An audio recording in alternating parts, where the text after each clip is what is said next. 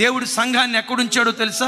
బలురక్కసి చెట్ల మధ్య వల్లి పద్మం ఉన్నట్లుగా నా ప్రియురాలు నాకు కనపడుచున్నది అంటాడు. నీ జీవితంలో కూడా సూటిపోటి మాటలతో నిన్ను పొడిచేవాళ్ళు ఉంటారు.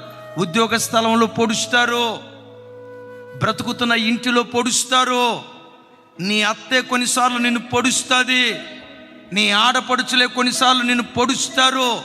నువ్వు బ్రతుకుతున్న సమాజంలోనే నీ మంచితనం ఎర్రక సూటిపోటి మాటలతో నిన్ను హింసించే వ్యక్తులు ఉంటారు, పొడిచే వ్యక్తులు ఉండక మానరు. యేసు ప్రభు వారు సిలువ మీద వేలాడేటప్పుడు లాంగరన్ అనే రోమా సైనికుడు యేసయ్యను ఈటితో పొడిచాడట. పొడిచే ఆ రోమన్ చక్రవర్తి లాంగరన్ ఒక కన్ను చూపు కోల్పోయినవాడు. ఒక కన్నే తేటగా చూస్తుందట, రెండవ కన్ను తేటగా చూడదట.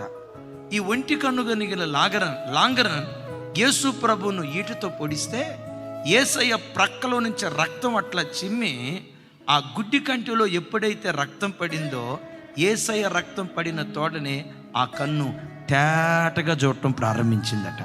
స్పష్టంగా చూస్తాం. రెండు కళ్ళు బాగుపడిపోయి మోకరించి అంటాడు, ఈయన నిజముగా నీతిపరుడై ఉన్నాడు, ఈయన నిజముగా నీతిమంతుడై ఉన్నాడని అక్కడికక్కడే సాగిలపడి యేసుక్రీస్తును స్వరక్షకునిగా అంగీకరించాడు. ఇలాంటి నిష్కపటమైన ప్రేమ కలిగిన ఏకైక వ్యక్తి సర్వసృష్టిలో మన ఆరాధ్య దైవం ప్రభు అయిన యేసుక్రీస్తు వారు ఒక్కరు మాత్రమే.